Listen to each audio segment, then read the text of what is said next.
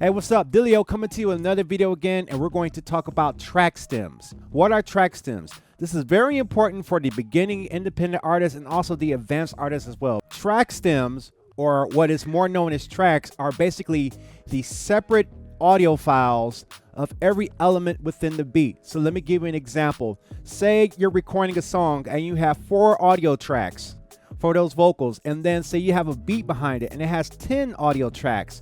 So those 4 audio tracks along with the 10 beat audio tracks are considered the stems of the song. And so when you're working in the studio, or if you're working with an engineer and you export that, you're going to be exporting 14 tracks or 14 stems. This is very important for the engineer to have those separate tracks so that they can make and mix a song in a way that sounds good on most speaker systems, if not all of them. Separate stems can include different kinds of things. They can include just the kick sound out of a beat, just the hi-hat sound of a beat, the sample, the synthesizer, the lead, the bass. They contain the lead. They contain the lead dub vocal. They contain the harmony. They contain all these separate elements that enables the engineer once again to mix and master them in such a way that they sound great, that they make the drums hit hard but yet still doesn't overpower the main vocal in the song. Most of the time when you download the beat is mixed in a way for it to sound great by itself. However, when you try to mix a bunch of vocals and other instruments on top of that, then what happens is the beat can get kind of muddy and kind of messy, and it doesn't translate so well, and it kind of degrades your ability to create a professional sound that you would like to represent yourself when you play it and you send it and share with your friends or your fans. This is also another reason why most basic beat leases are just stereo mixes of a beat. And let's get some terminology broken down for you right there. Most of the time what I like to do is call that a 2-track. Most of the time I like to call that a 2-track. So why do I call that a 2-track?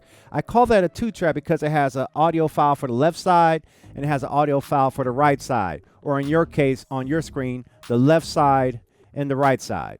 By itself, it sounds really good, and you can cut some scratch vocals on it, and it's good for cutting a demo. But when you want to release the music and you want it to really pop and really sound professional, sometimes you have to go a step above just using stereo 2 tracks for your mixes. So while it's not a solid rule to use a track or use everything stemmed out and separated for a mix, it will put you in a greater advantage to create a professional product. Also, one of the most important things I want you to know about dealing with all these tracks and stems with your sessions is to make sure they're on phase. What do I mean by that?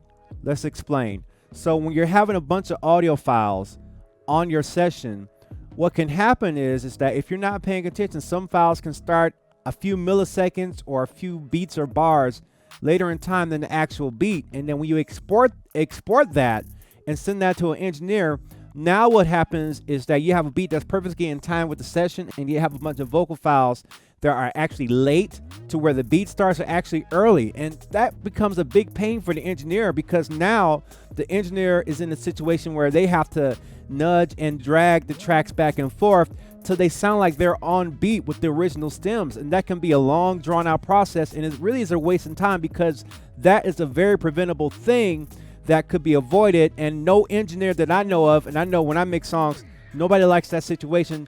I don't like that situation. I'm the type of person I will send you your tracks back if they're not in phase, because if you want to do a professional recording, it's very important to have all your tracks line up with each other to make the work process as easy as possible. Don't be the type of artist to lay down extra work on your engineer when you're trying to do stems and stuff like that, because it really does cause a lot of extra work and heartache, and then it becomes more of a subjective thing. Oh, that sounds a little too early.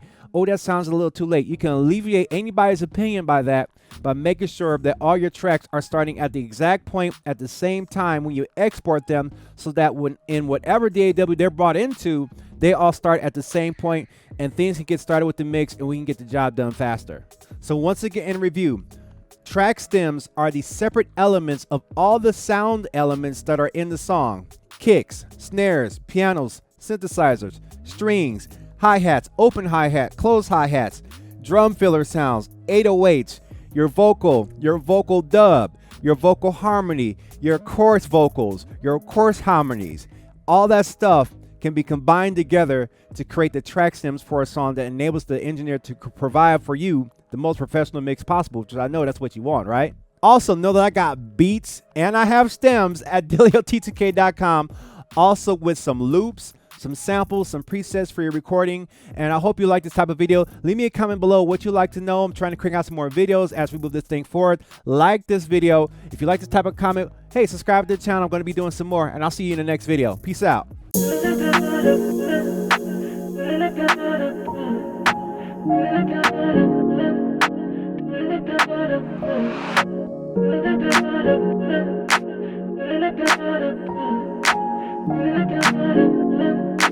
Dillio on the track.